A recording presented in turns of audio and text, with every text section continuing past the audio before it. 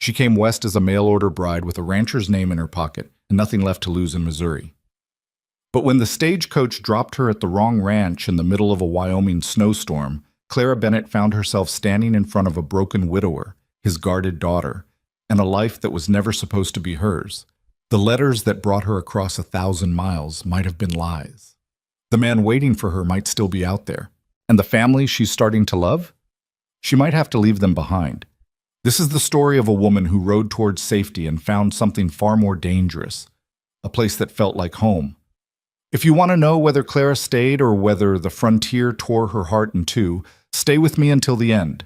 Hit that like button and drop a comment with the city you're watching from so I can see how far this story travels. The stagecoach lurched hard to the left, and Clara's head slammed against the wooden frame.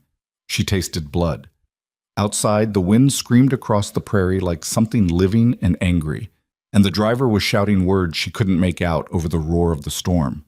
She pressed her hand flat against the bench to keep from being thrown into the lap of the older woman across from her, a severe-looking type in a gray wool dress who hadn't said a word since they left Laramie. Clara swallowed and tasted copper. Her tongue had split against her teeth. She dabbed at her mouth with the back of her glove and tried not to think about how far they still had to go. "You all right, miss?" the woman said suddenly. Her voice was flat, like she was asking out of duty and not concern. "Fine," Clara said. She wasn't fine. She hadn't been fine in months. The coach bucked again, hard enough that Clara's carpetbag slid off the seat and hit the floor with a thud. Everything she owned was in that bag. 2 dresses, a shawl her mother had knitted before the fever took her, a Bible she hadn't opened since the funeral, and buried at the bottom, wrapped in a ribbon that had once been white, a stack of letters from a man named Nathan Holloway. She didn't reach for the bag. If it got ruined, so be it. There wasn't much in there worth saving anyway. The woman across from her was staring now, and Clara turned her face toward the window. All she could see through the streaked glass was white. Snow came down in sheets so thick it looked like the sky had collapsed. The horses were struggling. She could hear the driver cursing them forward, cracking the whip harder than he should. Clara had grown up around animals. She knew what panic sounded like. "First time out west?" the woman asked. Clara nodded. "Figured, you've got that look." "What look?" "Like you don't know what you're walking into." Clara didn't answer. She didn't owe this woman an explanation. She didn't owe anyone anything. That was the whole point of leaving Missouri, to stop owing, stop grieving, stop waiting for something that was never going to come. Her parents were dead. The little house they'd rented outside Springfield was gone, sold to cover debts Clara didn't even know existed. Her father's tools, her mother's dishes, the patchwork quilt that had been on Clara's bed since she was 6, all of it auctioned off to men who didn't care what any of it meant. She'd stood in the yard and watched strangers pick through her life like vultures on a carcass. And when it was over, when there was nothing left but an empty room and a week's worth of rent she couldn't pay, Clara had done the only thing that made sense. She'd answered an ad in the newspaper. "Gentleman rancher seeks respectable woman for marriage. Must be of good character, willing to work, and prepared for frontier life. Write to Nathan Holloway, Cedar Basin, Wyoming Territory." She'd written the letter that same night. She hadn't expected a reply. But Nathan Holloway had written back, and then he'd written again, and again. Over the course of 3 months, Clara had received 9 letters from a man she'd never met, each one a little longer than the last. He owned a ranch outside a town called Cedar Basin. He raised cattle and horses. He was 34 years old, never married, and looking for a wife who could handle the isolation and the work. He didn't make promises he couldn't keep, he said, but he could offer her a roof, food, and a life that didn't involve begging or charity. It wasn't love. Clara knew that. But love was a luxury she couldn't afford anymore. So she'd sold the last thing she had, a silver locket that had belonged to her grandmother, and bought a ticket west. The stagecoach hit something hard, and the whole frame shuddered. Clara grabbed the edge of the seat and held on. The woman across from her didn't even flinch. "Driver's lost," the woman said calmly. "What?" "Can't see the road in this. He's guessing now." Clara's stomach dropped. "Guessing? Happens all the time out here. If we're lucky, we'll hit a landmark. If we're not," she shrugged. "Well, you'll find out soon enough what happens when luck runs dry." Clara didn't say anything. She didn't want to give this woman the satisfaction of seeing her afraid. But she was afraid. She'd been afraid since the moment she stepped onto the train in Missouri, and the fear had only gotten worse with every mile. She was riding toward a man she didn't know, a town she'd never seen, a life that existed only in letters written by someone who might be lying about all of it. And now the driver was lost in a blizzard, and Clara was starting to wonder if she'd made the worst mistake of her life. The coach jerked to a stop so suddenly that Clara pitched forward and caught herself on the opposite bench. Outside, the driver was yelling again, and this time she could hear him clearly. "End of the line! Everybody out!" The woman stood without hesitation and pushed open the door. A wall of freezing air and snow hit Clara in the face, and she gasped. The woman stepped down into the storm like it was nothing, and Clara had no choice but to follow. The ground was slick with ice, and Clara's boots skidded the moment she landed. She caught herself on the side of the coach and looked around, squinting against the wind. They were in the middle of nowhere. No buildings, no roads, just endless white prairie stretching in every direction, broken only by the dark shapes of a few scraggly trees bent sideways by the wind. "This isn't Cedar Basin," Clara said. The driver, a wiry man with a face like dried leather, didn't even look at her. He was already unhitching the horses. "No, ma'am, it sure as hell isn't." "Then where are we?" "Blackthorn Ridge. We're close enough. Storm's too bad to keep going. You'll have to wait it out here." "Wait it out where?" Clara shouted over the wind. "There's nothing here." The driver pointed toward a dark smudge in the distance that might have been a building. "Ranch house, quarter-mile that way. Tell Wade Mercer I sent you. He won't turn you away." "Who's Wade Mercer?" But the driver was already climbing back onto the seat, gathering the reins. The woman in gray had vanished into the storm without a word, and Clara was alone. "Wait!" Clara grabbed her carpet bag from the coach and stumbled forward. "You can't just leave me here." The driver gave her a look that might have been pity or might have been contempt. "Welcome to Wyoming, miss." And then he was gone, swallowed by the blizzard before Clara could say another word. She stood there in the snow, clutching her bag, her coat already soaked through. Her fingers were numb, her face burned from the cold, and somewhere in the white nothingness ahead of her was a ranch house owned by a man she'd never heard of. Clara took a breath, then another. Then she started walking. The wind tried to push her back with every step, but she kept her head down and kept moving. Her boots sank into the snow, and more than once she tripped over something hidden beneath the drifts. A rock, a rut, she didn't know. Her lungs ached, her legs ached, everything ached, but she kept walking, because what else was she going to do? Sit down and freeze to death in the middle of nowhere? She hadn't come this far just to die on the prairie like some fool who didn't know better. The dark shape ahead of her grew larger.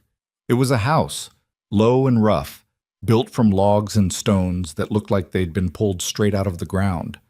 Smoke rose from a chimney, and Clara felt something loosen in her chest. Smoke meant fire. Fire meant people. She reached the porch and stumbled up the steps, nearly falling when her boot caught on the edge of the wood. She grabbed the railing and pulled herself upright, then raised her fist and pounded on the door. Nothing. She pounded again, harder this time. Still nothing. "Please," she whispered. Her voice cracked. "Please." The door swung open. A man stood in the doorway, backlit by the glow of a fire inside. He was tall, taller than Clara had expected, with broad shoulders and a rough, unshaven face. His eyes were dark, and he was staring at her like she was a ghost. "Who the hell are you?" he said. Clara opened her mouth to answer, but no words came out. She was shaking so hard her teeth were chattering, and her legs felt like they were about to give out. The man's expression shifted. "Christ," he muttered, and then he reached out and grabbed her arm, pulling her inside before she could fall. The warmth of the house hit her like a wall, and Clara gasped. Her knees buckled, and the man caught her, one arm around her waist, the other still gripping her elbow. "Easy," he said. His voice was rough, but not unkind. "You're all right. You're inside now." Clara tried to nod, but her whole body was shaking too hard.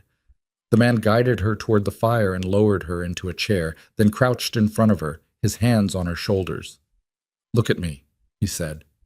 She did. His face was all hard lines and sharp edges, but his eyes were steady. "You hurt?" Clara shook her head. "Good. Stay here. Don't move." He disappeared into another room, and Clara sat there, staring at the fire. Her fingers were starting to burn as feeling came back into them, and her feet felt like blocks of ice.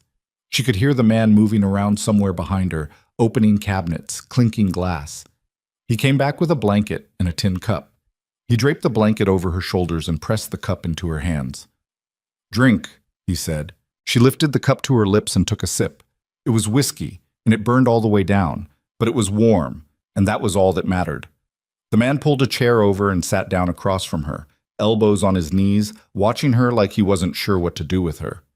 "You're not from around here," he said finally. Clara shook her head. "Where were you headed?" "Cedar Basin." Her voice was hoarse. The man frowned. "Cedar Basin's 20 miles east. What the hell are you doing out here?" "The driver said the storm was too bad. He dropped me off and told me to come here." "He dropped you off in the middle of a blizzard?" Clara nodded. The man sat back and dragged a hand over his face. "Son of a bitch," he muttered. Then he looked at her again. "What's your name?" "Clara Bennett." "Wade Mercer." He didn't offer his hand, and Clara didn't expect him to. "You got people in Cedar Basin? I'm supposed to meet someone there." "Who?" Clara hesitated. "A man named Nathan Holloway." Wade's expression didn't change, but something flickered in his eyes. "Nathan Holloway. You know him?" "I know of him." Wade leaned back in his chair. "He's a rancher, big spread east of town, runs a lot of cattle." "That's him." Wade was quiet for a moment, studying her. "You his bride?" Clara felt her face heat. "How did you—" "Not hard to guess. Woman shows up alone in the middle of winter, says she's meeting a man she's never laid eyes on." He shrugged. "Seen it before." Clara looked down at the cup in her hands. She didn't know what to say. "Well," Wade said after a long silence, "you're not going anywhere tonight. Storm's not letting up, and even if it was, you'd freeze before you made it a mile. You'll stay here till it clears." Clara looked up sharply. "I can't. You don't have a choice." Wade stood and walked toward the fire, prodding the logs with an iron poker. "There's a room in the back. It's small, but it's warm. You can sleep there." "I don't want to be a burden." Wade glanced at her over his shoulder. Too late for that. Clara bit her lip. She wanted to argue, but she didn't have the energy, and he was right. She didn't have a choice. "Thank you," she said quietly. Wade didn't answer. He just kept staring at the fire like she wasn't even there. Clara sat in the chair for a long time, watching the flames, trying to warm herself from the inside out. She didn't know what she'd walked into. She didn't know this man, this ranch, this place. But she was here now, and there was no going back. Somewhere in the house, a door creaked open. Wade turned sharply. "Elsie," he said, "get back to bed." Clara looked toward the doorway and saw a small figure standing there. A little girl, maybe 7 or 8 years old, with tangled dark hair and big, wary eyes. The girl didn't move. She just stood there, staring at Clara like she'd never seen a stranger before. "Elsie," Wade said again, his voice gentler this time. "It's all right. Go back to bed." But the girl didn't budge. She kept staring, and Clara felt something twist in her chest. "Who is she?" the girl asked. Wade sighed. "Her name's Clara. She got lost in the storm. She's staying here tonight." "Is she leaving tomorrow?" Wade hesitated. "We'll see." The girl's gaze didn't waver. "Mama didn't leave." The room went very still. Wade's jaw tightened, and he turned back to the fire without answering. Clara wanted to say something, anything, but she didn't know what. She didn't know who Mama was, or what had happened, or why the little girl's voice sounded like that when she said it. Elsie turned and disappeared back into the hallway, and Wade stood there, shoulders rigid, staring into the flames. Clara pulled the blanket tighter around herself and said nothing. The room Wade gave her was small, just like he'd said. A narrow bed, a wooden chair, a cracked mirror on the wall. But it was warm, and the blankets were clean, and when Clara finally lay down, she felt the exhaustion hit her all at once. She closed her eyes and tried not to think about Nathan Holloway. Tried not to think about the ranch she was supposed to be riding toward. Tried not to think about the man in the other room who looked at her like she was a problem he didn't know how to solve. But sleep didn't come easy. And when it finally did, Clara dreamed of snow and smoke and a little girl's voice saying, "Mama didn't leave." She woke to the sound of someone moving around in the kitchen. The room was gray with early morning light, and the fire in the hearth had burned down to embers. Clara sat up slowly, her whole body stiff and sore from the cold and the long ride. She wrapped the blanket around her shoulders and stepped out into the main room. Wade was at the stove frying something in a pan. He glanced at her when she came in but didn't say anything. Clara stood there awkwardly, not sure what to do with herself. "Storm's past," Wade said without looking up. "You'll be able to leave this afternoon. All right? There's coffee if you want it." Clara poured herself a cup and sat down at the table. The coffee was strong and bitter, but it was hot, and that was enough. Wade set a plate in front of her. Eggs and cornbread, simple but filling. Clara ate slowly, aware of him watching her from the corner of his eye. "You don't talk much," he said finally. Clara looked up. "Neither do you." The corner of his mouth twitched, but he didn't smile. "Fair enough." Elsie appeared in the doorway again, still in her nightgown, her hair even messier than it had been the night before. She climbed into the chair next to Wade and stared at Clara across the table. "Did you sleep good?" Elsie asked. "I did," Clara said. "Thank you. Papa says you're going to Cedar Basin." "That's right." "Why?" Wade cut in before Clara could answer. "Eat your breakfast, Elsie." But Elsie ignored him. "Are you going to live there?" "I hope so," Clara said. "With who?" Clara hesitated. "A man I'm going to marry." Elsie's eyes went wide. "You're getting married?" "Elsie," Wade said sharply. "That's enough." The little girl's face fell, and she looked down at her plate, poking at her eggs with a fork. Clara felt a pang of guilt. She hadn't meant to upset the child. "It's all right," Clara said quietly. "She's just curious." Wade didn't answer. He just stood and carried his plate to the wash basin, his back to both of them. Clara finished her breakfast in silence. When she was done, she stood and started gathering her things, folding the blanket Wade had given her, checking her carpet bag to make sure everything was still there. Wade came back into the room, his coat on, his hat in his hand. "I'll take you as far as the main road," he said. "From there you can catch a ride into town." "You don't have to do that." "I know I don't." Clara nodded. "Thank you." Wade didn't respond. He just opened the door and stepped outside, and Clara followed. The world outside was blindingly white. The storm had buried everything under a thick layer of snow, and the sky was pale and clear, as if the fury of the night before had never happened. Wade led her to a small barn behind the house and saddled a horse, a sturdy roan mare with kind eyes. He helped Clara onto the saddle, then swung up behind her without a word. They rode in silence. The only sound the crunch of snow under the horse's hooves and the occasional gust of wind rattling the bare branches of the cottonwoods. Clara didn't know what to say. She didn't know if she should thank him again or apologize for the trouble or just keep quiet and let the silence stretch. But then Wade spoke. "You sure about this?" he asked. Clara turned her head slightly. "About what?" "Marrying a man you've never met." Clara stiffened. "I don't have much choice." "Everyone's got a choice." "Not everyone," Clara said. "Some of us just have less bad options." Wade didn't answer, but she could feel the weight of his gaze on the back of her neck. They reached the main road, a narrow, rutted track that wound through the hills toward Cedar Basin. Wade reined the horse to a stop and helped Clara down. "Stage should come through in a few hours," he said. "You can wait at the fork." Clara nodded. She adjusted her bag on her shoulder and looked up at him. "Thank you for your help." Wade tipped his hat. "Good luck, Miss Bennett." He turned the horse and started back toward the ranch, and Clara stood there watching him go. She should have felt relieved. She should have felt like she was finally back on the right path.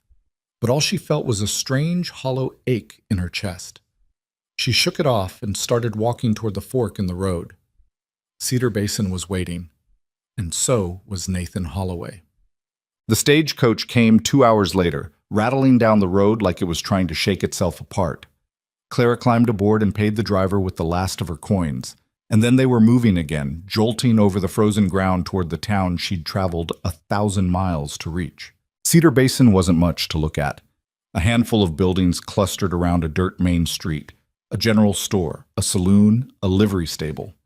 Clara stepped off the coach and stood there, clutching her bag, trying not to feel like she'd made a terrible mistake. "You Miss Bennett?" She turned. A man was standing a few feet away, tall, clean-shaven, dressed in a tailored coat that looked too fine for a place like this. His smile was polite, but his eyes were sharp. "Yes," Clara said. "Are you?" "Nathan Holloway." He tipped his hat. "Welcome to Cedar Basin." Clara forced herself to smile. "It's nice to finally meet you." "Likewise." Nathan gestured toward a wagon waiting at the edge of the street. "I'll take you out to the ranch. We've got a lot to talk about." Clara followed him to the wagon and climbed up onto the seat. Nathan took the reins and they started moving, leaving the town behind. Clara tried to focus on the road ahead, tried to tell herself that this was what she'd come here for. But all she could think about was the ranch she'd left behind, the fire, the little girl, the man who'd looked at her like she was something fragile and dangerous all at once.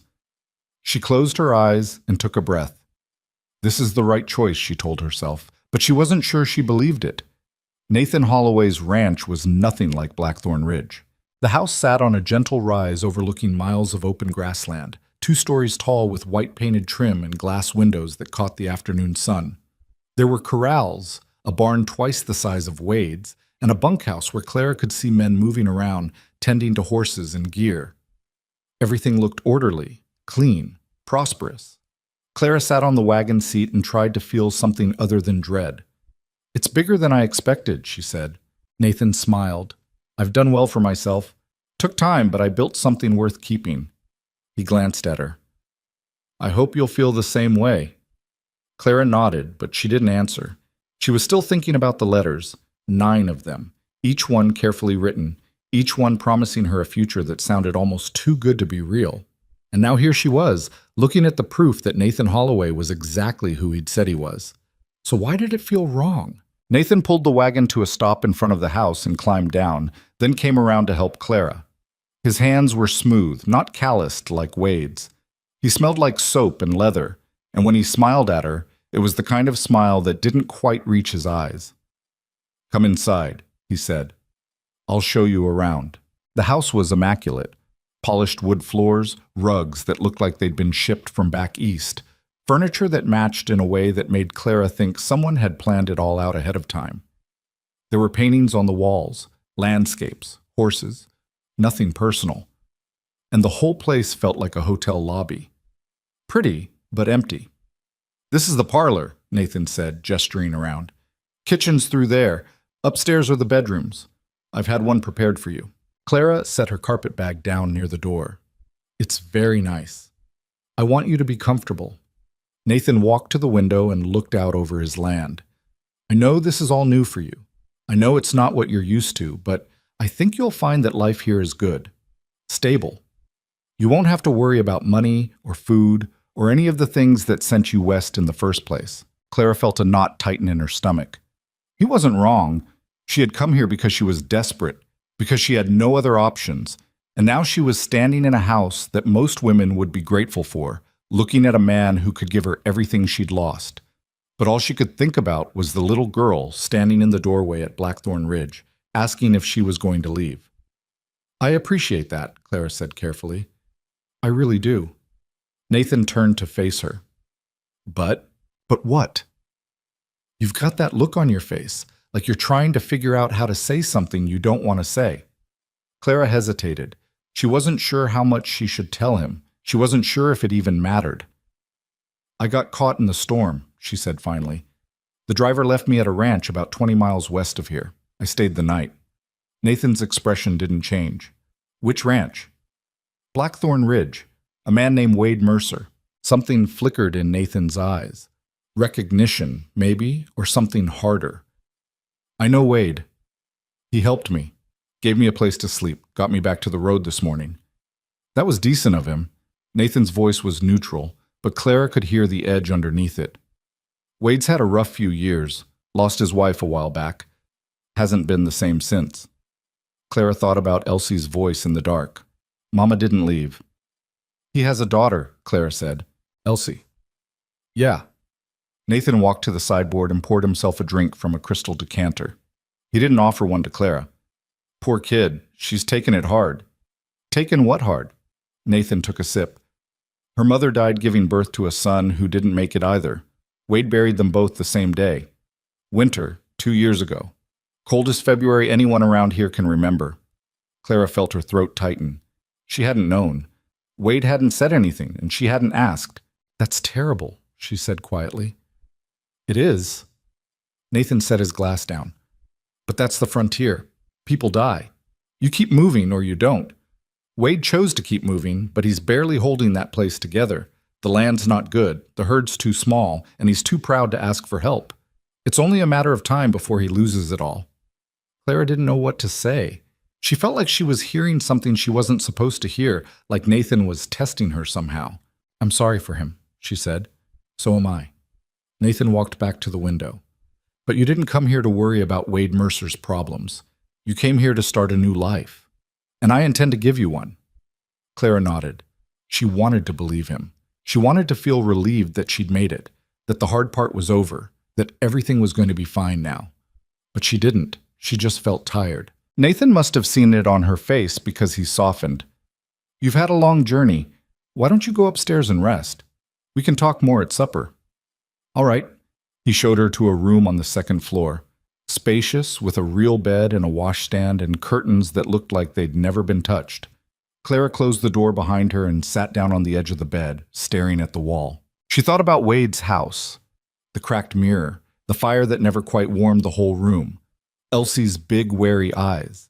She thought about the way Wade had looked at her when he asked if she was sure about this. Everyone's got a choice. Clara lay down and closed her eyes, but she didn't sleep. The days that followed blurred together in a way that made Clara feel like she was walking through someone else's life.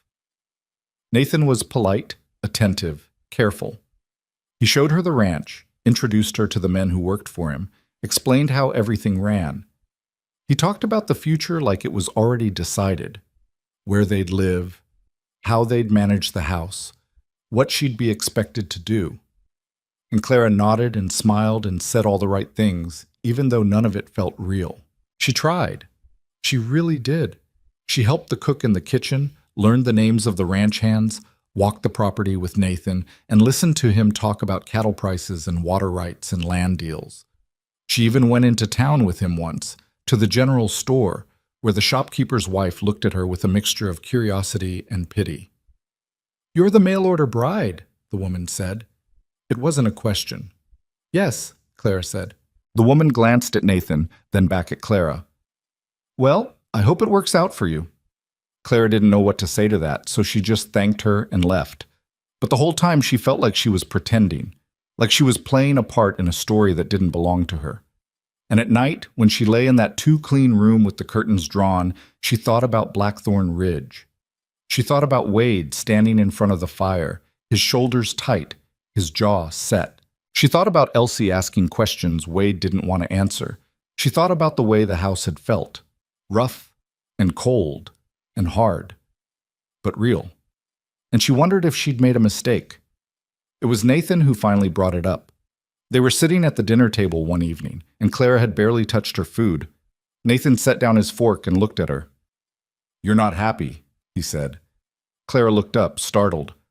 "I didn't say that. You didn't have to." Nathan leaned back in his chair, studying her. "You've been here almost 2 weeks, and you look like you're waiting for permission to leave." Clara set her own fork down.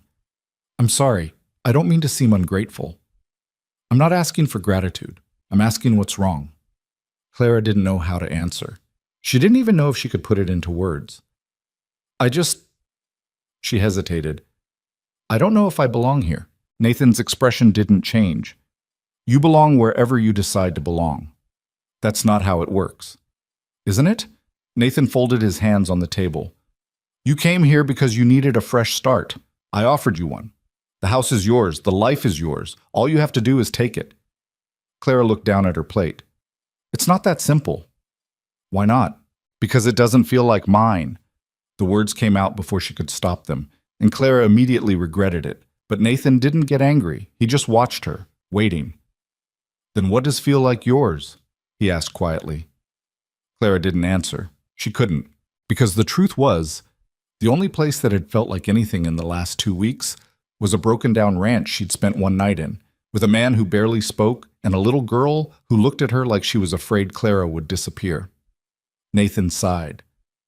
I know this isn't what you imagined. I know it's hard, but you made a choice when you got on that train, and now you're here. You can either commit to this life, or you can keep holding on to whatever it is you left behind. I'm not holding on to anything, Clara said. Aren't you? Clara stood abruptly, her chair scraping against the floor. I need some air. Nathan didn't stop her. He just sat there, watching her go, his face unreadable. Clara walked outside and stood on the porch, breathing hard. The night was cold and clear, and she could see stars scattered across the sky like broken glass. She wrapped her arms around herself and tried to calm down. She didn't know what was wrong with her. She didn't know why she couldn't just be grateful for what she had. Nathan was a good man. He was offering her everything she'd thought she wanted. So why did it feel like she was suffocating? The next morning, Clara woke to the sound of voices outside. She dressed quickly and went downstairs, where she found Nathan talking to one of his ranch hands, a younger man with a nervous look on his face. What's going on? Clara asked. Nathan glanced at her. There's been some trouble over at Blackthorn Ridge. One of the neighboring ranchers is claiming Wade's cattle crossed onto his land. Says he's going to take them as payment for damages. Clara's stomach dropped. Can he do that? If Wade can't prove otherwise, yeah. And knowing Wade, he probably doesn't have the paperwork to back himself up. Nathan shook his head. It's a mess, but it's not our problem. Clara stared at him. You're not going to help him? Help him how? Wade's a grown man. He can handle his own affairs. But if he loses his cattle, then he loses his cattle. Nathan's voice was calm, matter of fact. That's how it goes out here, Clara. People make mistakes and they pay for them. I can't fix every problem that comes up. Clara felt something twist in her chest. She knew he was right. She knew it wasn't Nathan's responsibility to save Wade Mercer from his own mistakes. But she also knew that if Wade lost those cattle, he'd lose everything, and Elsie would lose the only home she had left. I want to go see him, Clara said. Nathan frowned. Why? Because I want to make sure he's all right. Clara, see? Please. She looked at him, and for the first time since she'd arrived, she felt like she was asking for something that actually mattered. Just let me go. I'll be back before dark. Nathan studied her for a long moment, and Clara could see him weighing it, trying to decide if this was worth fighting over. Finally, he sighed. Fine. Take the wagon. But don't get involved in whatever mess Wade's gotten himself into. You're not responsible for him. Clara nodded. Thank you. She hitched the wagon herself and drove west, following the road she'd taken 2 weeks ago. The landscape looked different in the daylight, less hostile, but no less empty. The wind was cold and the sky was gray with the promise of more snow. When she reached Blackthorn Ridge, the first thing she saw was Wade standing in the yard, facing down a man on horseback. The man was older, heavy-set, with a face like a bulldog and a rifle resting across his saddle. Clara pulled the wagon to a stop and climbed down, her heart pounding. Wade turned at the sound of the wheels, and his eyes widened when he saw her. Miss Bennett, he said, what the hell are you doing here? I heard there was trouble, Clara said. The man on the horse looked at her, then back at Wade. This your woman? No, Wade said flatly. Then tell her to leave. This is between you and me. Clara ignored him and walked straight to Wade. What's going on? Wade's jaw tightened. Nothing you need to worry about. Is he trying to take your cattle? He's claiming I owe him for damages. Says my herd broke through his fence and trampled his winter feed. Did they? No. The man on the horse snorted. You calling me a liar, Mercer? Wade's hand moved toward the rifle leaning against the porch railing, but Clara stepped in front of him before he could reach it. Don't, she said quietly. Wade looked down at her, his eyes hard. Get out of the way. No. The man on the horse laughed. Looks like you got yourself a firebrand, Mercer. Too bad she's wasting her time. Clara turned to face him. How much does he owe you? The man's smile faded. What? You said he owes you for damages. How much? The man hesitated, clearly not expecting the question. $50. Clara felt her stomach drop. $50 was more than most people saw in 6 months, but she kept her face calm. And if he pays you, you'll leave him alone? If he pays me, yeah, but he doesn't have $50. Hell, he probably doesn't have $5. Clara looked at Wade. His face was stone, but she could see the anger burning just beneath the surface. She turned back to the man on the horse. Give him a week. A week? The man barked out a laugh. For what? To get the money. 1 week. If he doesn't pay you by then, you can take the cattle. But if he does, you leave him alone. Permanently. The man narrowed his eyes. Who the hell are you to make deals on his behalf? Someone who's trying to keep this from getting uglier than it needs to be. Clara crossed her arms. 1 week, that's all I'm asking. The man looked at Wade, then back at Clara. He seemed to be weighing something in his mind, trying to figure out if this was worth the trouble. Finally, he shrugged. Fine, 1 week. But if I don't see my money by then, I'm taking every head of cattle on this ranch, and I don't care who gets in my way. He turned his horse and rode off, and Clara stood there watching him go, her heart hammering in her chest. Wade was silent for a long moment. Then he turned to her, his face tight with anger. What the hell was that? He said. I was trying to help. I didn't ask for your help. I know you didn't. Wade's hands clenched into fists at his sides. You had no right to... I know. Clara met his gaze. But I did it anyway. Wade stared at her, and for a second Clara thought he was going to yell. But then something in his expression shifted, and he just shook his head. You shouldn't have come here, he said quietly. Probably not. You're supposed to be getting married. I know. Then why are you here? Clara didn't have an answer. She didn't know why she'd come. She didn't know why it mattered so much to her whether Wade Mercer kept his ranch or lost it. All she knew was that when she'd heard he was in trouble, she hadn't thought twice. She'd just come. Wade turned away from her and walked toward the house. Clara followed him inside where Elsie was sitting at the table, her small hands wrapped around a cup of milk. The little girl's face lit up when she saw Clara. You came back, Elsie said. I did, Clara said. Are you staying? Wade cut in before Clara could answer. No, she's not. Elsie's face fell and Clara felt her chest tighten. I just came to check on you, Clara said gently. Make sure you were all right. Elsie nodded, but she didn't look convinced. Wade poured himself a cup of coffee and sat down at the table. His shoulders slumped. He looked exhausted. You shouldn't have made that deal, he said. You didn't have any other options. I know that. Wade rubbed a hand over his face. But now I've got a week to come up with $50 I don't have. Clara sat down across from him. Can you sell something? I've already sold everything worth selling. What about the cattle? Wade shook his head. Can't sell them fast enough, and even if I could, I'd lose more than I'd gain. The market's garbage right now. Clara thought for a moment. What if you borrowed it?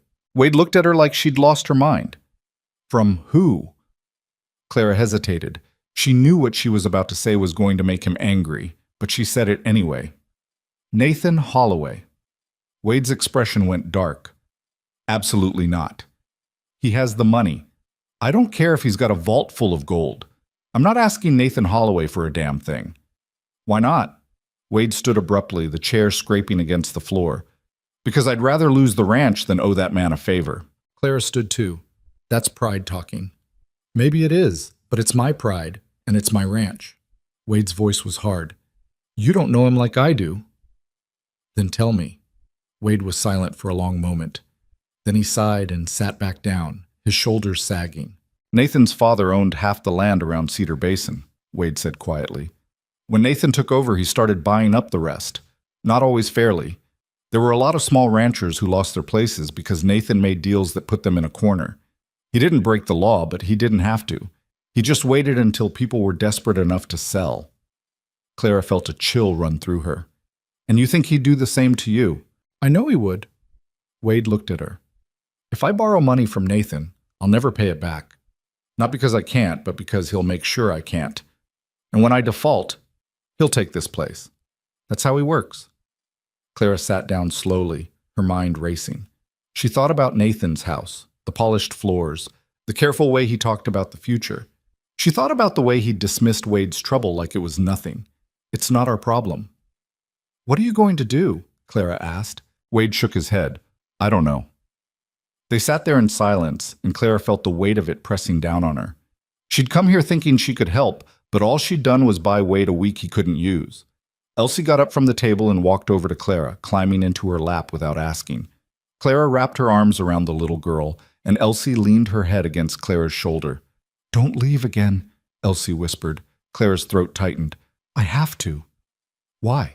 Because I don't live here. You could. Clara closed her eyes. It's not that simple, sweetheart. But even as she said it, she wondered if maybe it was. Clara stayed longer than she meant to. She told herself it was just until Wade had a plan, just until she was sure Elsie was all right, just until the tension in her chest eased enough that she could breathe normally again. But the truth was simpler and harder to admit. She didn't want to leave. She helped Wade mend a section of fence that had come loose during the last storm. Her hands clumsy with the wire, but determined. He didn't ask her to. He didn't ask her for much of anything. But when she picked up the pliers and started working, he didn't tell her to stop either. You're doing it wrong, he said after a few minutes. Clara looked up, frustrated. Then show me how to do it right. Wade took the pliers from her hand, his fingers rough and warm against hers, and twisted the wire with a quick, efficient motion. Like that. You've got to pull it tight or it won't hold. Clara tried again, and this time it worked. Wade nodded, almost imperceptibly, and moved on to the next post. They worked in silence for a while. The only sound the wind across the prairie and the occasional creak of the wire. Clara's hands were freezing, and her back ached, but she kept going. It felt good to be doing something. It felt good to be useful. Why are you still here? Wade asked suddenly. Clara didn't look at him. I told you, I wanted to make sure you were all right. I'm fine. You're not fine. You're a week away from losing everything. Wade stopped working and turned to face her. And that's my problem, not yours. I know that. Then why do you keep acting like it is? Clara set down the pliers and met his gaze. Because I don't know what else to do. Wade stared at her for a long moment, and Clara could see something shifting behind his eyes. Something that looked like confusion or frustration, or maybe both. You should go back to Nathan, he said finally, before he starts wondering where you are. Clara's stomach twisted. She'd been gone for hours, and Nathan would be expecting her back by now. But the thought of climbing into that wagon and driving away made her feel sick. I will, she said. Soon. Wade shook his head and went back to the fence, and Clara stood there watching him work, trying to figure out what the hell she was doing. When she finally made it back to Nathan's ranch, the sun was setting, and the sky was streaked with red and gold. Nathan was waiting on the porch, his arms crossed, his face unreadable. Clara climbed down from the wagon and walked toward him, bracing herself. You were gone a long time, Nathan said. I'm sorry. It took longer than I expected. How's Wade? Clara hesitated. Not good. Nathan nodded slowly. Did you get involved? Clara thought about the deal she'd made with the man on the horse. The week she'd bought Wade that he couldn't use. The way Elsie had climbed into her lap and asked her not to leave. No, she lied.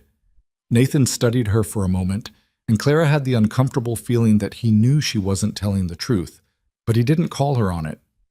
Come inside, he said. You must be freezing. Clara followed him into the house, and they ate dinner in near silence. Nathan asked her polite questions about her day, and Clara gave polite answers, and the whole thing felt like a performance neither of them wanted to be part of. That night, Clara lay in bed and stared at the ceiling, thinking about Wade and Elsie, and the ranch that was falling apart one piece at a time. She thought about the way Wade had looked at her when he asked why she kept acting like his problems were hers. She didn't have a good answer. She didn't even have a bad one. All she knew was that something had shifted inside her the moment she'd climbed down from that wagon and seen Wade standing in the yard, and she didn't know how to shift it back. The next morning, Clara made a decision. She got dressed, went downstairs, and found Nathan in his office, going over ledgers. I need to ask you something, she said. Nathan looked up. All right, I want to borrow $50. Nathan set down his pen. For what? Clara took a breath. For Wade Mercer. Nathan's expression didn't change, but she could see the calculation happening behind his eyes. I thought you said you didn't get involved. I lied. Why? Because I knew you'd try to stop me. Nathan leaned back in his chair. You're right. I would have. Are you going to now? Nathan was quiet for a long moment. Then he stood and walked to the window, looking out over his land. You know what's going to happen if you give Wade that money, don't you? He'll pay off the man who's threatening to take his cattle. And then what? He'll still be broke. He'll still be one bad winter away from losing everything. You're not saving him, Clara. You're just delaying the inevitable. Clara's hands clenched into fists at her sides. Maybe, but at least he'll have a chance. Nathan turned to face her. And what do you get out of this? Clara didn't know how to answer that. She didn't know what she was hoping for. She just knew that the thought of Wade losing his ranch, of Elsie losing her home, made her feel like something inside her was breaking. Nothing, she said finally. I don't get anything. Nathan studied her for a long time. Then he walked to his desk, opened a drawer, and pulled out a small leather pouch. He counted out $50 in bills and coins and handed it to Clara. Here, he said. Clara stared at the money in disbelief. You're giving it to me? I'm loaning it to you. I expect you to pay me back. I will. I promise. Nathan nodded. I know you will. He paused. But Clara, I want you to understand something. This doesn't change anything. Wade's problems are his own, and when this is over, you're still going to have to make a choice about where you belong. Clara swallowed hard. I know. Nathan's expression softened slightly. I hope you do. Clara took the money and left before she could change her mind. She hitched the wagon again and drove west, her heart pounding the whole way. When she reached Blackthorn Ridge, Wade was out by the barn, chopping wood. He looked up when he heard the wagon, and his face darkened when he saw her. What are you doing here again? He called. Clara climbed down and walked toward him, the pouch clutched in her hand. I brought you something. Wade set down the axe. What? Clara held out the pouch. $50. Wade stared at the money like it was a snake. Where did you get that? Nathan. Wade's face went hard. I told you I'm not taking money from him. You're not. You're taking it from me. It's the same thing. No, it's not. Clara stepped closer. This is a loan. From me. Not from Nathan. You'll pay me back when you can, and that's the end of it. Wade shook his head. I can't accept this. Yes, you can. Clara. Take the damn money, Wade. Clara's voice cracked, and she felt tears burning at the back of her eyes.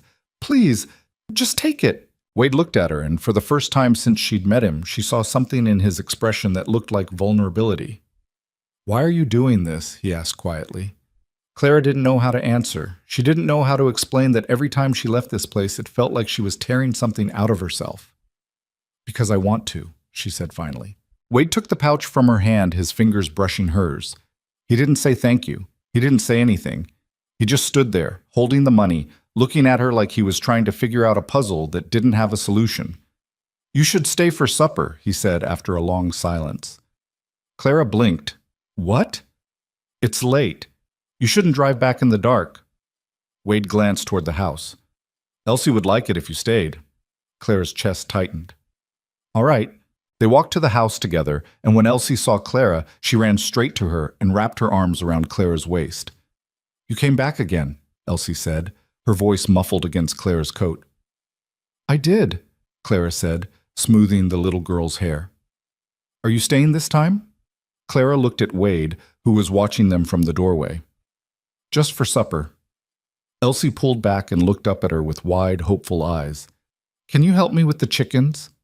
The chickens? Papa says I have to collect the eggs, but I don't like going in there by myself. They peck. Clara couldn't help but smile. All right, show me where they are. Elsie grabbed her hand and pulled her toward the small coop behind the house. The chickens squawked and fluttered when they saw them coming, and Elsie hung back, clutching Clara's skirt. They're mean, Elsie whispered. They're just scared, Clara said. She crouched down and picked up one of the hens, holding it gently. See? If you're calm, they'll be calm too. Elsie watched, fascinated, as Clara showed her how to reach under the hen and pull out the eggs without startling the bird. The little girl tried it herself, her hands shaking slightly, and when she successfully retrieved an egg, her whole face lit up. I did it, she said. You did, Clara said. You're braver than you think. Elsie beamed, and Clara felt something warm and unfamiliar settle in her chest. They collected the rest of the eggs together, and by the time they were done, Elsie was chattering away like they'd known each other for years. Papa doesn't talk much, Elsie said as they walked back to the house. Not like he used to. What do you mean? Elsie shrugged. Mama said he used to laugh all the time, but I don't remember that. Clara's throat tightened. People change when they're sad. Are you sad? Clara looked down at the little girl. Sometimes. Me too. Elsie kicked at a pebble in the dirt. But I feel better when you're here. Clara didn't know what to say to that. She just squeezed Elsie's hand and kept walking. Supper was simple, beans and cornbread and the eggs they'd collected. But it was warm, and it filled the empty spaces in Clara's stomach that she hadn't realized were there. Wade sat across from her, quiet as always, but every now and then she'd catch him watching her, and when their eyes met, he'd look away quickly, like he'd been caught doing something he shouldn't. After they ate, Elsie begged Clara to stay a little longer, and Clara found herself sitting by the fire, listening to the little girl tell stories about the ranch and the animals, and the time she'd seen a fox out by the creek. Wade sat in the corner, mending a piece of harness, and Clara could feel the weight of his presence even when he wasn't looking at her. "It's getting late," Wade said eventually. "You should get going before it's full dark." Clara nodded and stood, brushing off her skirt. "Thank you for supper." "Thank you for the money." Wade's voice was low, and he still didn't quite meet her eyes. Clara walked to the door, and Elsie followed her, her small hand slipping into Clara's. "Will you come back?" Elsie asked. Clara looked down at her, and the question felt like a knife twisting in her chest. "I don't know, sweetheart." "Please," Elsie whispered. "Please come back." Clara crouched down and pulled the little girl into a hug. "I'll try." Elsie held on tight, and Clara felt tears prickling at the corners of her eyes. When she finally pulled away, Wade was standing in the doorway, his expression unreadable. "Be careful on the road," he said. Clara nodded and climbed into the wagon. She didn't look back as she drove away, because she knew if she did, she wouldn't be able to leave. The next few days passed in a haze. Clara went through the motions at Nathan's ranch, helping with meals, tending to the house, smiling when she was supposed to smile. But her mind was always somewhere else. Nathan noticed. Of course he did.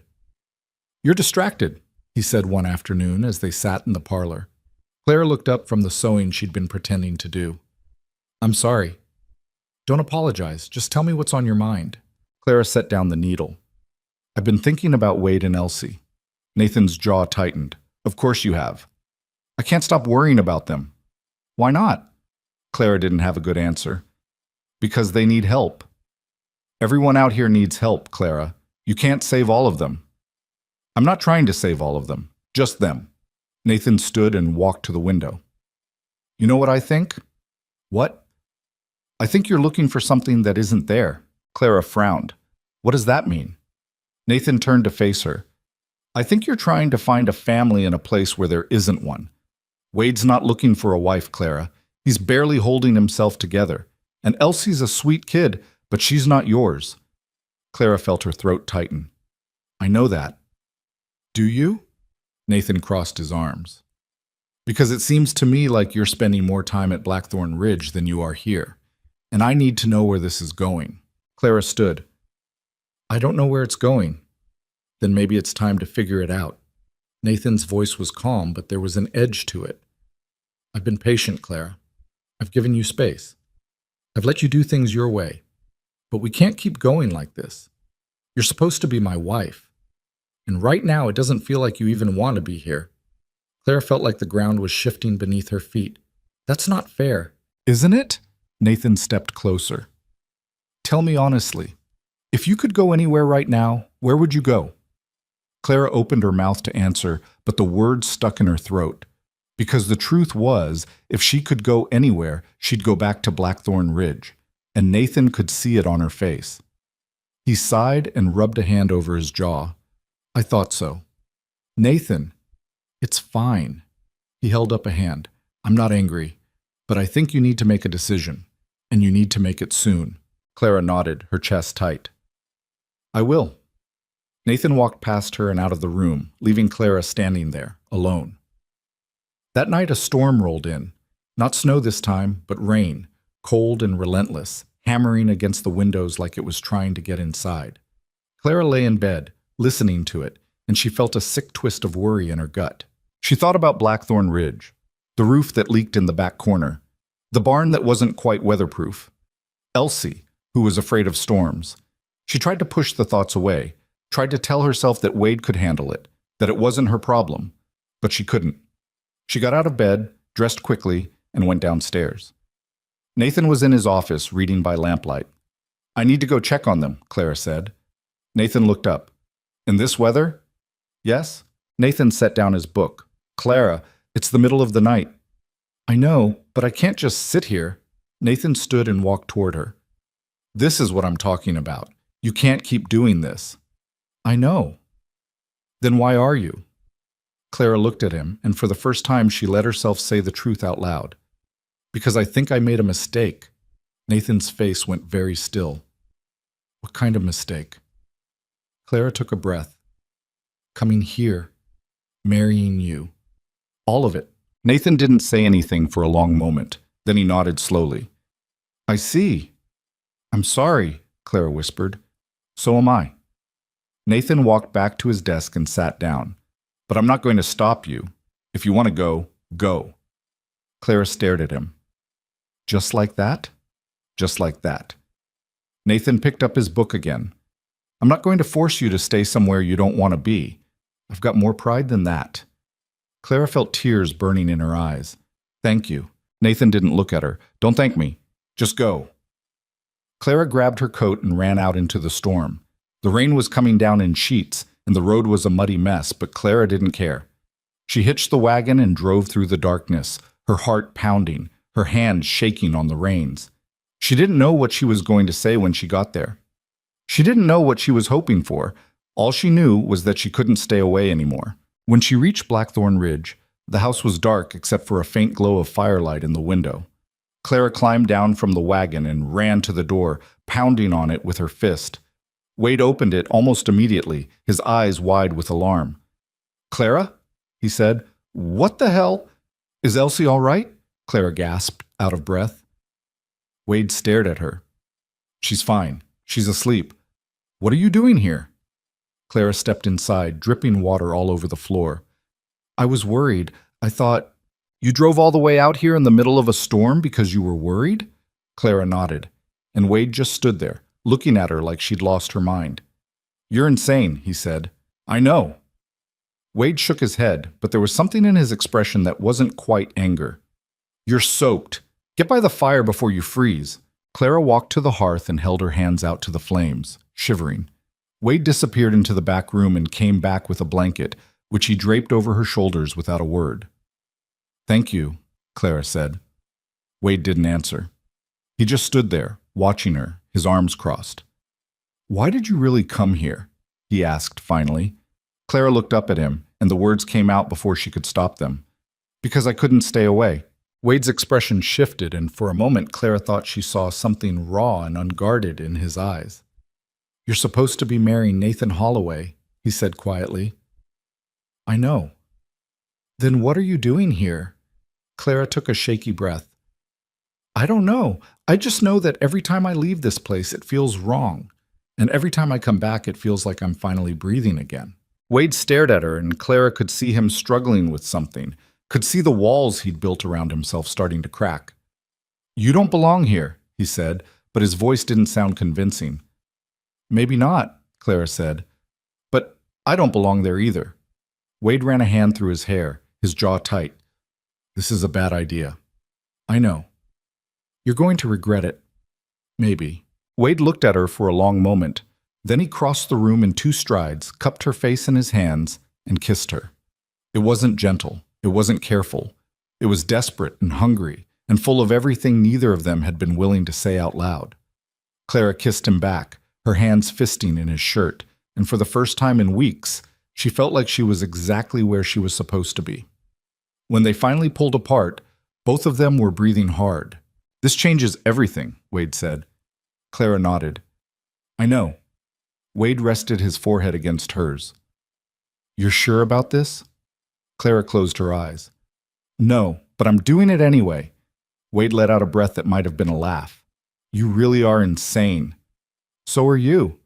Wade kissed her again, softer this time, and Clara felt something settle inside her, something that had been restless and aching for longer than she cared to admit. When they finally broke apart, Wade led her to the chair by the fire and sat down beside her. They didn't talk. They just sat there, side by side, listening to the rain pound against the roof. And for the first time since she'd left Missouri, Clara felt like she was home. Clara woke to the sound of Elsie's voice and the smell of coffee burning on the stove. For a moment, she didn't remember where she was.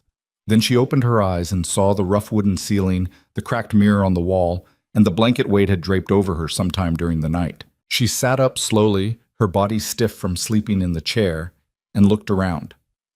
Wade was at the stove, trying to salvage what was left of the coffee, and Elsie was standing beside him, chattering about something Clara couldn't quite make out. "You let it boil too long," Elsie said, wrinkling her nose. "I know," Wade muttered. "It's going to taste like dirt." "I know that too." Elsie turned and saw Clara, and her whole face lit up. "You stayed," Clara smiled, even though her head was pounding and her mouth tasted like cotton. "I did." Elsie ran over and climbed into Clara's lap, wrapping her arms around her neck. "Are you staying forever now?" Wade looked over his shoulder, his expression unreadable. Elsie, let her breathe. But Clara just held the little girl close and didn't answer because she didn't know what to say. Wade poured what was left of the coffee into a cup and handed it to Clara. She took a sip and immediately regretted it. It tasted exactly like dirt. "Sorry," Wade said. "It's fine." Wade sat down across from her, his elbows on his knees, and looked at her like he was trying to figure out what happened next. Clara felt the same way. Last night had been a storm of emotion and desperation, but now it was morning, and the reality of what she'd done was starting to sink in. She'd left Nathan. She'd driven through a rainstorm in the middle of the night to get here. She'd kissed Wade like her life depended on it. And now she was sitting in his kitchen, drinking terrible coffee, with no idea what came next. "We need to talk," Wade said quietly. Elsie looked between them, her eyes wide. "Are you in trouble?" "No, sweetheart," Clara said. "We just need to talk about grown-up things." Elsie pouted but climbed off Clara's lap and went to play with a rag doll she'd left by the hearth. Wade waited until Elsie was out of earshot, then leaned forward. "What are you going to do?" Clara set down the cup. "I don't know." "You can't just stay here." "Why not?" Wade looked at her like she was being deliberately difficult. "Because you're supposed to be marrying someone else. Because people are going to talk. Because this is—" He stopped and shook his head. "This is complicated. I know it's complicated." "Do you?" Wade's voice was low, but there was an edge to it.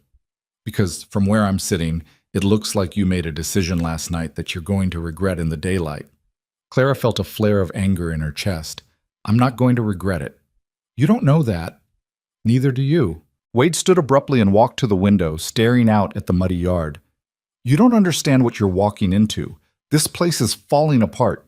I'm barely keeping it together. And Elsie," his voice cracked slightly, "she's already lost one mother. I'm not going to let her get attached to someone who's going to leave."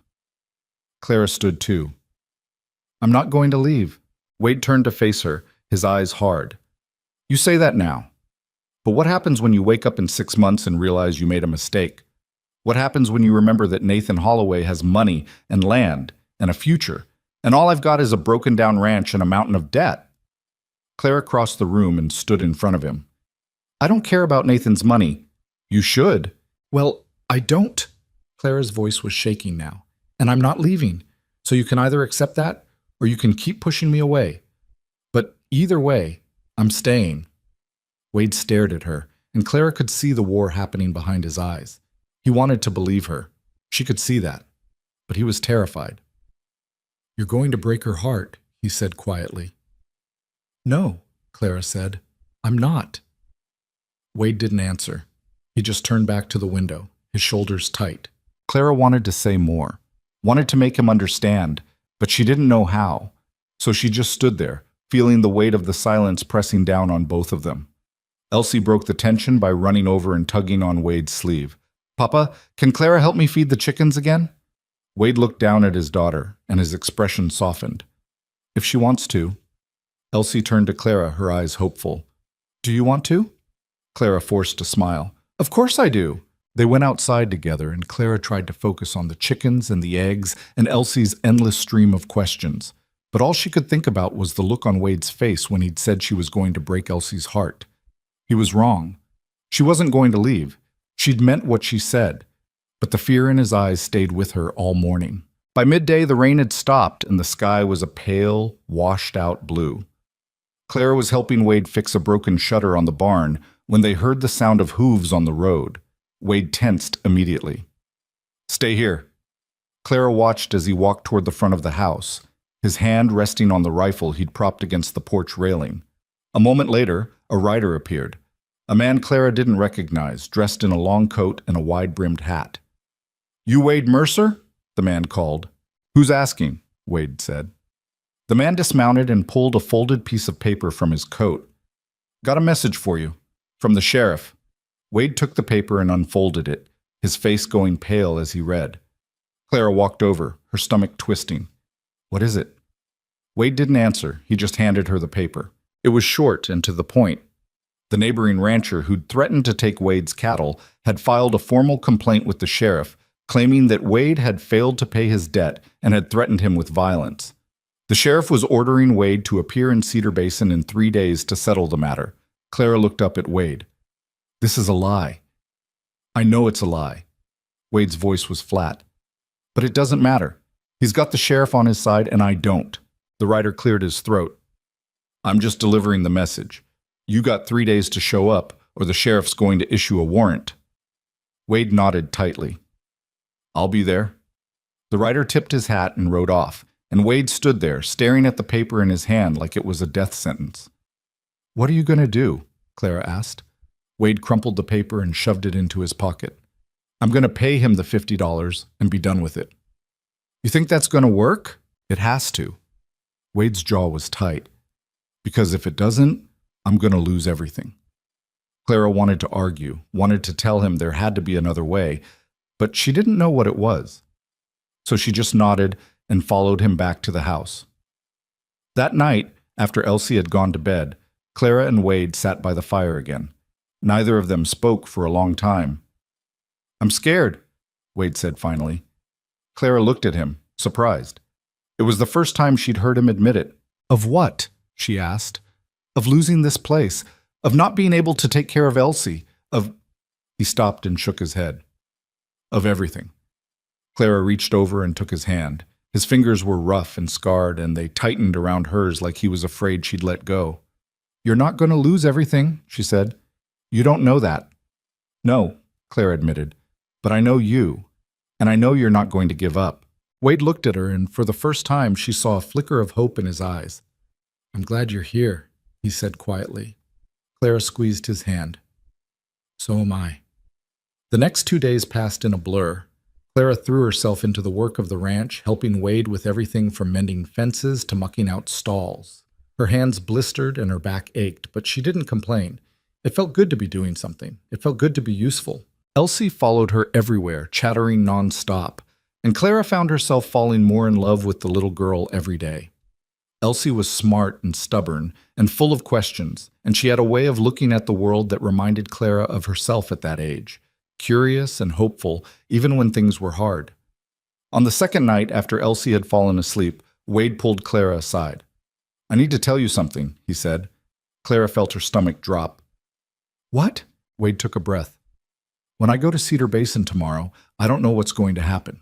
If things go bad, if the sheriff sides with them, I might not be coming back." Clara's chest tightened. "Don't say that." "I have to." Wade's voice was steady, but she could see the fear in his eyes. "And if that happens, I need you to take care of Elsie. Wade, promise me." His hands gripped her shoulders. "Promise me you'll take care of her." Clara felt tears burning in her eyes. "I promise." Wade pulled her into his arms, and Clara held on tight, trying not to think about what would happen if he didn't come back. The next morning, Wade saddled his horse and prepared to leave. Elsie clung to his leg, crying, and Wade crouched down and pulled her into a hug. "I'll be back before you know it," he said. "You promise?" Elsie's voice was muffled against his chest. "I promise." Wade stood and looked at Clara. "Take care of her." Clara nodded, her throat too tight to speak. Wade mounted his horse and rode off, and Clara stood there with Elsie, watching until he disappeared over the hill. Elsie looked up at her eyes red and swollen. "He's coming back, right?" Clara crouched down and pulled the little girl into her arms. "Of course he is." But even as she said it, she wasn't sure she believed it. The day dragged on. Clara tried to keep Elsie distracted, but the little girl was quiet and withdrawn, and nothing Clara did seemed to help. By late afternoon, Elsie had curled up on the chair by the fire and fallen asleep, her face streaked with dried tears. Clara sat beside her, stroking her hair, and tried not to think about what was happening in Cedar Basin. But then Elsie started to cough. At first, Clara thought it was nothing, just a tickle in her throat from crying, but the cough didn't stop. It got worse, deeper, and Elsie's breathing started to sound ragged. Clara's heart began to pound. She gently shook Elsie awake. "Sweetheart, are you all right?" Elsie's eyes fluttered open, and Clara felt a jolt of fear. The little girl's face was flushed, and her skin was hot to the touch. "I don't feel good," Elsie whispered. Clara pressed her hand to Elsie's forehead. She was burning up. "It's okay," Clara said, trying to keep her voice calm. "You're just a little sick.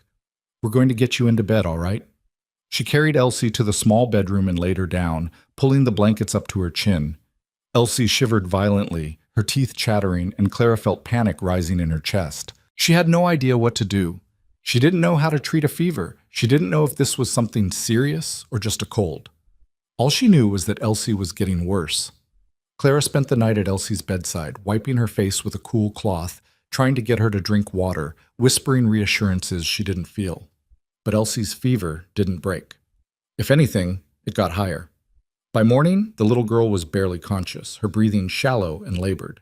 Clara felt like she was drowning. She didn't know what to do. She didn't know where Wade was or when he was coming back. She didn't know if there was a doctor in Cedar Basin or if she could even get Elsie there in time.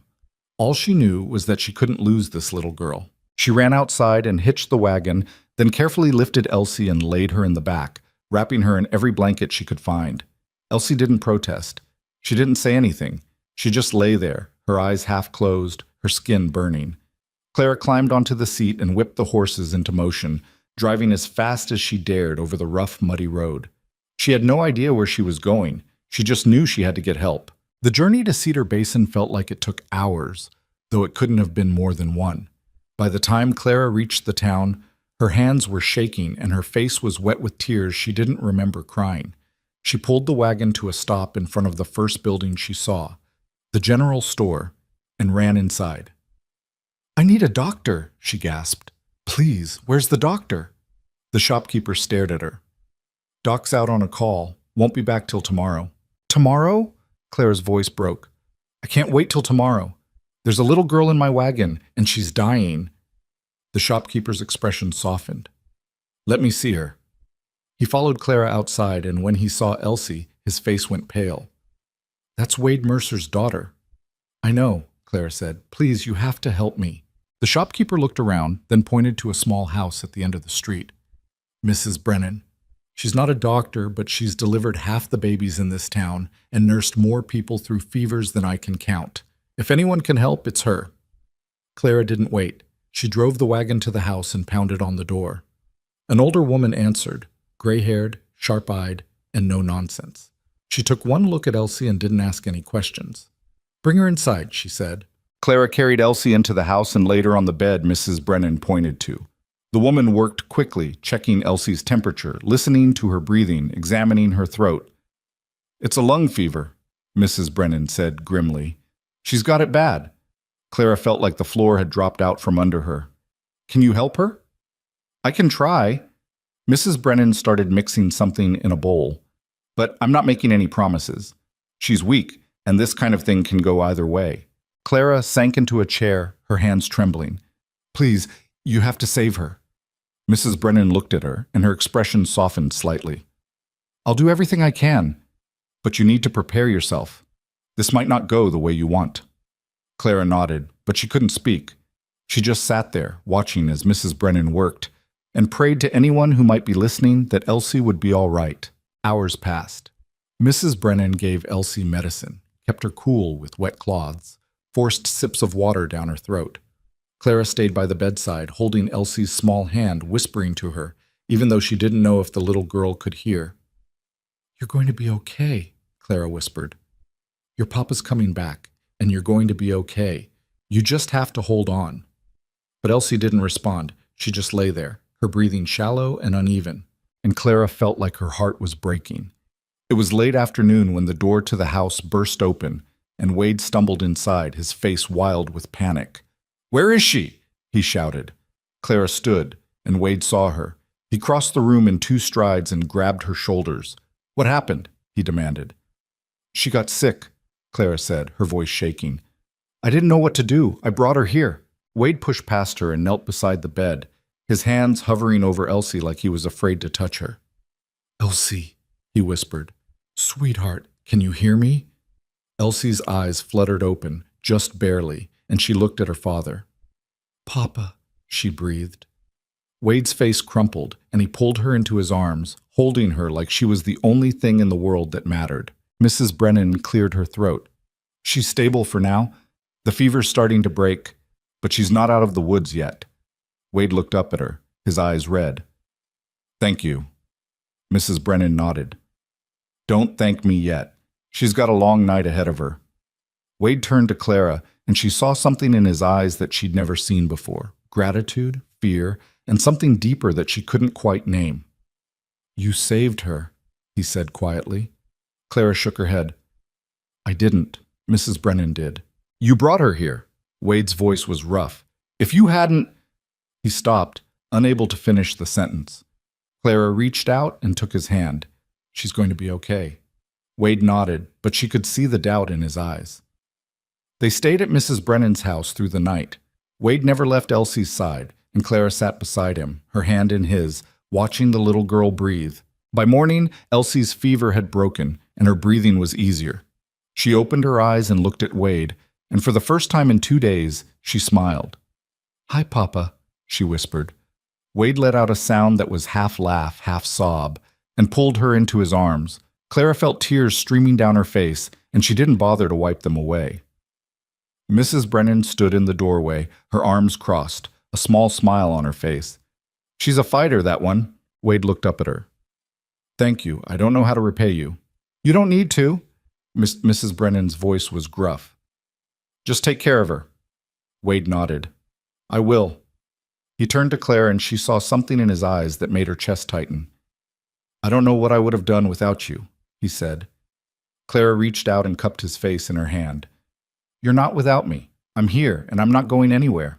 Wade closed his eyes and leaned into her touch, and Clara felt something settle inside her, something that had been restless and uncertain for so long. She was exactly where she was supposed to be. They stayed in town for 3 more days while Elsie recovered. Mrs. Brennan insisted on it, and Wade didn't argue.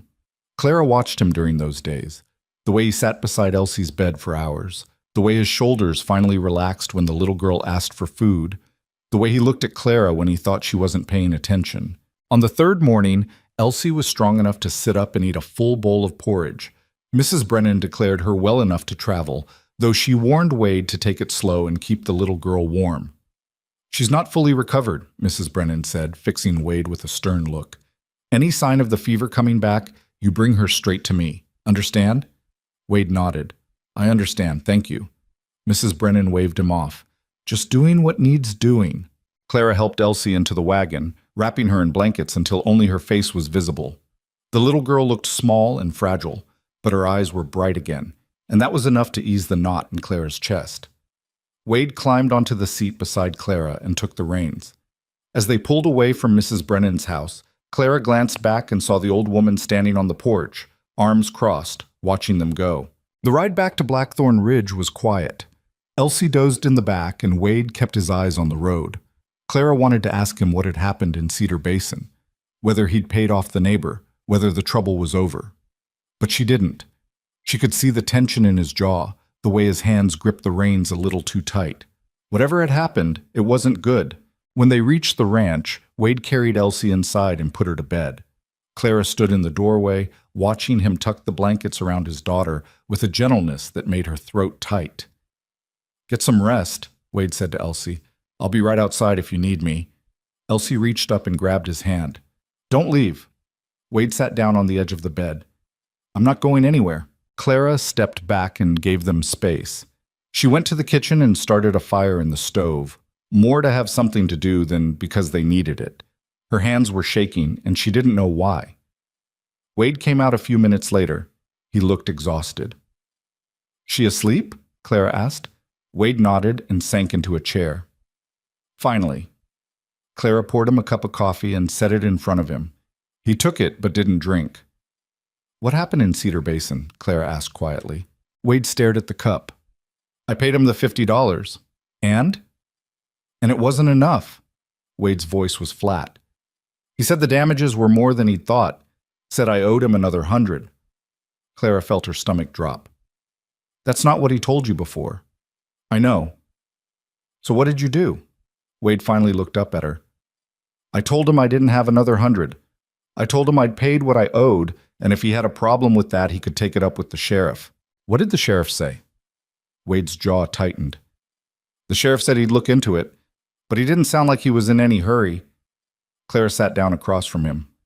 "So it's not over?" "No." Wade rubbed a hand over his face. "It's not over, and I don't know what to do." Clara reached across the table and took his hand. "We'll figure it out." Wade looked at her, and she saw something raw in his eyes. "You keep saying we, like this is your problem too."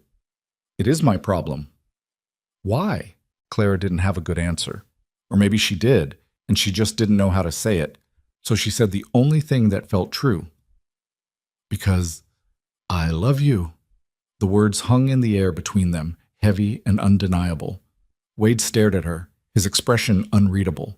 Then he stood abruptly, knocking the chair back, and walked to the window. "You don't know what you're saying," he said. Clara stood too. "Yes, I do." "No, you don't." Wade's voice was harsh. "You don't know me. You don't know what I've done, what I've lost, what I'm capable of losing again. You've been here a few weeks, and you think that's enough to—" "I know enough," Clara said, cutting him off. "I know you're stubborn and scared and too proud to ask for help. I know you'd do anything for Elsie. I know you work yourself half to death trying to hold this place together. And I know that when you kissed me, it wasn't just because you were desperate or lonely. It was because you felt the same thing I did." Wade turned to face her, his eyes blazing. "And what if you're wrong? What if this falls apart? What if I lose the ranch and I can't take care of Elsie, and you wake up one day and realize you made a mistake?" Clara crossed the room and stood in front of him. "Then we'll figure it out, together." Wade looked at her like he wanted to believe her but didn't know how. "I'm terrified," he said quietly. "So am I," Clara said, "but I'm here anyway." Wade closed his eyes and let out a breath that sounded like it had been trapped inside him for years. Then he pulled her into his arms and held her so tight it almost hurt. "I don't deserve you," he whispered. "You don't get to decide that," Clara said.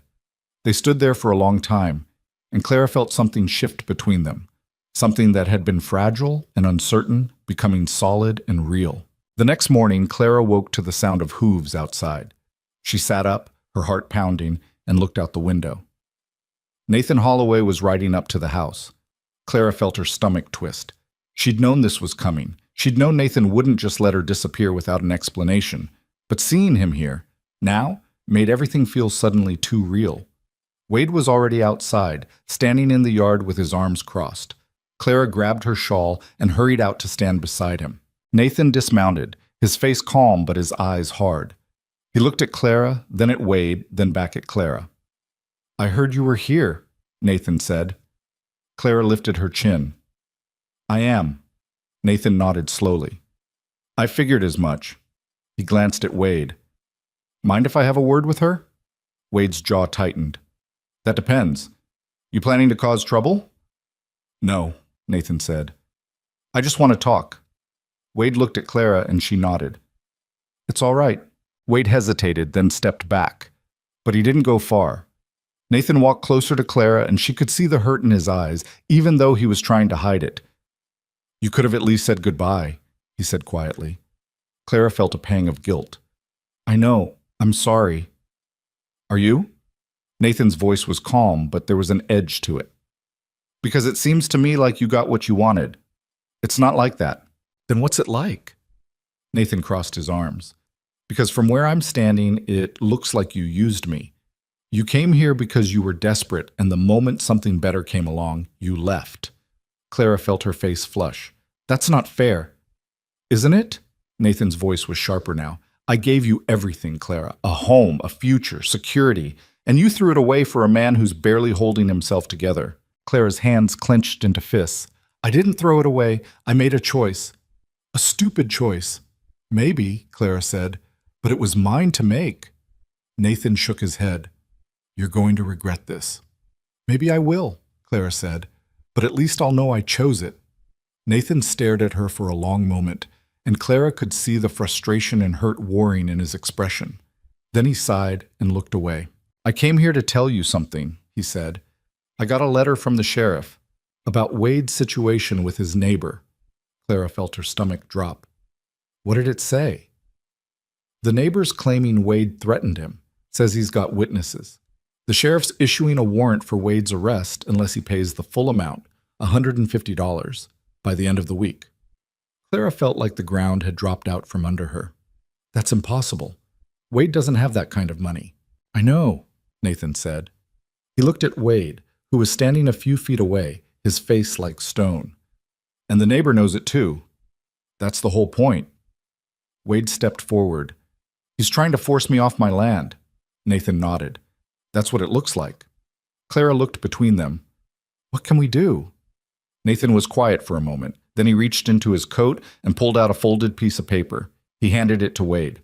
This is a deed transfer, Nathan said. If you sign it, I'll buy Blackthorn Ridge from you. Fair price. You'll have enough to pay off your debts and start somewhere else. Wade stared at the paper like it was poison. You're offering to buy my ranch. I'm offering to help you, Nathan said. Before you lose everything. Wade's hands were shaking. And if I don't sign? Nathan's expression was unreadable. Then you'll probably end up in jail, and the neighbor will take the land anyway. At least this way, you get something out of it. Clara felt like she couldn't breathe. She looked at Wade, and she could see the war happening on his face. He was proud. He was stubborn. But he was also desperate, and Nathan knew it. Wade handed the paper back to Nathan. No. Nathan frowned. No? I'm not selling. Wade's voice was steady, but Clara could hear the tremor underneath. This land belonged to my wife. It's Elsie's home. I'm not giving it up. Nathan's jaw tightened. You're making a mistake. Maybe, Wade said, but it's my mistake to make. Nathan looked at Clara. You're really going to stay here? With him? Knowing what's coming? Clara met his gaze. Yes. Nathan shook his head. Then you're both fools. He mounted his horse and rode off without another word. Clara and Wade stood in the yard watching him go. When he was out of sight, Wade turned to Clara, and she saw the fear in his eyes. I'm going to lose everything, he said quietly. Clara took his hand. Not if I can help it. That night, Clara lay awake, staring at the ceiling.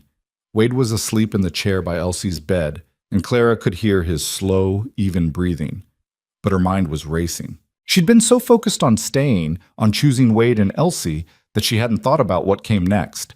She hadn't thought about how they were going to survive this. But now she had to. She got out of bed and went to the kitchen, lighting a candle. She pulled out a piece of paper and a pencil and started writing down everything she knew. The debts Wade owed. The money they didn't have. The neighbor who was trying to take the land. And then she started thinking, there had to be a way.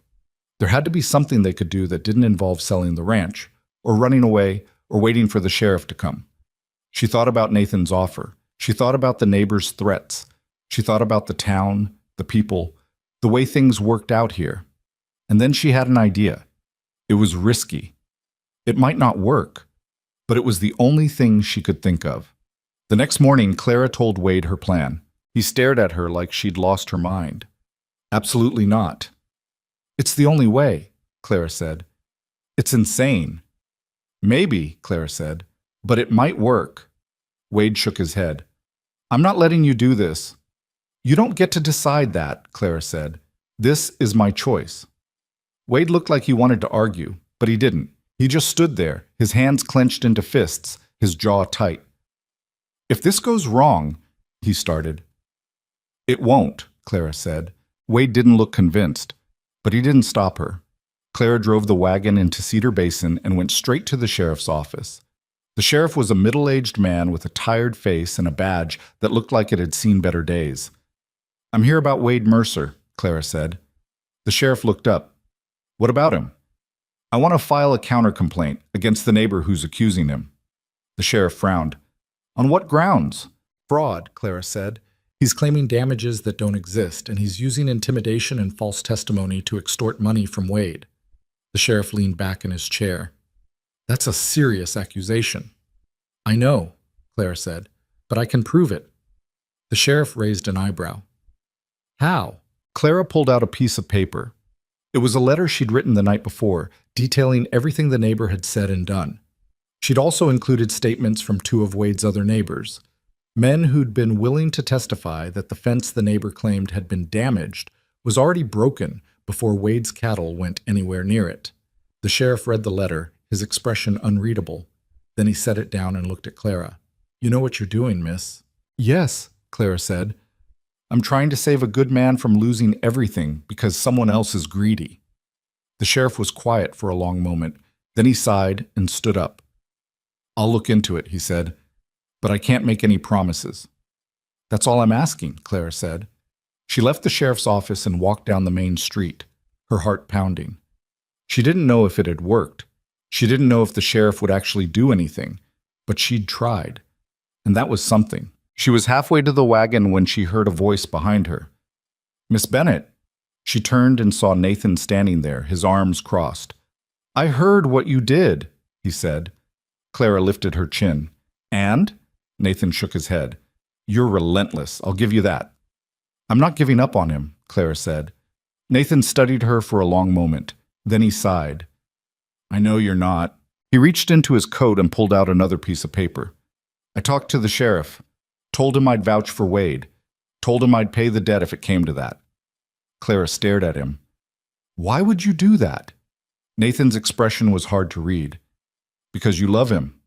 And I respect that, even if I don't understand it." Clara felt tears burning in her eyes. "Thank you." Nathan nodded. "Don't thank me. Just take care of him. And yourself." He walked away and Clara stood there watching him go, feeling something shift inside her. A week later, the sheriff came to Blackthorn Ridge. Wade and Clara stood in the yard waiting, and Clara could feel the tension radiating off Wade like heat. The sheriff dismounted and tipped his hat. "Mr. Mercer, Miss Bennett." Wade's jaw was tight. "What's the verdict?" The sheriff pulled out a piece of paper. "I investigated the complaint. Turns out your neighbor's been pulling this trick on a few folks around here. I talked to some witnesses, checked the property lines, and there's no evidence of any damages to his land." Clara felt her knees go weak with relief. "So the charges are dropped?" Wade asked. The sheriff nodded. "Charges are dropped. And I had a word with your neighbor. He won't be bothering you again." Wade let out a breath that sounded like he'd been holding it for weeks. "Thank you." The sheriff glanced at Clara. "You've got a good woman here, Mercer. Don't mess it up." Wade looked at Clara, and she saw something in his eyes that made her chest tight. "I won't." The sheriff rode off, and Wade turned to Clara and pulled her into his arms. "You saved me," he said. Clara shook her head. "No, we saved each other." Wade kissed her, and Clara felt like everything that had been broken inside her was finally starting to heal. 2 months later, the first snow of winter fell. Clara stood on the porch of Blackthorn Ridge, watching the white flakes drift down from the sky, and felt a sense of peace she hadn't known in years. Inside, Elsie was sitting by the fire, playing with the rag doll Clara had mended for her. Wade was at the table, going over the accounts, and for the first time since Clara had met him, he didn't look like the weight of the world was crushing him. Clara walked inside and sat down beside him. "How's it looking?" Wade glanced up and gave her a small smile. "Better. Not great, but better." Clara reached over and took his hand. "We'll get there." Wade squeezed her fingers. "I know we will." Elsie looked up from her doll. "Clara, are you going to stay forever now?" Clara smiled. "Yes, sweetheart. I'm staying forever." Elsie grinned and went back to her game, and Wade looked at Clara with an expression that was part gratitude, part disbelief, and part something deeper. "I don't know what I did to deserve you," he said quietly. Clara leaned her head on his shoulder. "You didn't do anything. You just let me in." Wade wrapped his arm around her and pulled her close, and Clara closed her eyes, feeling the warmth of the fire and the weight of his presence, and the knowledge that she was exactly where she was supposed to be. A few weeks later, the whole town of Cedar Basin gathered at the small church on the edge of town. Clara wore a simple dress she'd sewn herself, and Wade stood beside her in his best shirt, his hair slicked back, looking uncomfortable but determined. Elsie stood between them, holding both their hands, and when the preacher asked if Wade took Clara to be his wife, Wade's voice was steady and sure. "I do." And when Clara said the same, she meant it with every fiber of her being. The townspeople clapped, and Mrs. Brennan stood in the front row, wiping her eyes with a handkerchief. Even the shopkeeper who'd first sent Clara to Mrs. Brennan's house was there, grinning like he'd had something to do with the whole thing. After the ceremony, there was a small gathering at the ranch. People brought food and drink, and for the first time since Clara had arrived in Wyoming, she felt like she was part of something bigger than herself. Wade pulled her aside at one point, away from the noise and the laughter, and looked at her with an expression that was serious and soft at the same time. "I need to tell you something," he said. Clara's heart skipped. "What?" Wade took her hands in his. "When my wife died, I thought I'd never feel anything again. I thought I was done. And then you showed up in the middle of a storm, and you turned everything upside down." Clara felt tears welling in her eyes. "You didn't just save the ranch," Wade continued. "You saved me. And Elsie. You gave us a reason to keep going." Clara squeezed his hands. "You gave me the same thing." Wade pulled her into his arms, and Clara rested her head against his chest, listening to the steady beat of his heart. "I love you," he said. "I love you too," Clara whispered. They stood there for a long time, holding each other, and Clara thought about the journey that had brought her here.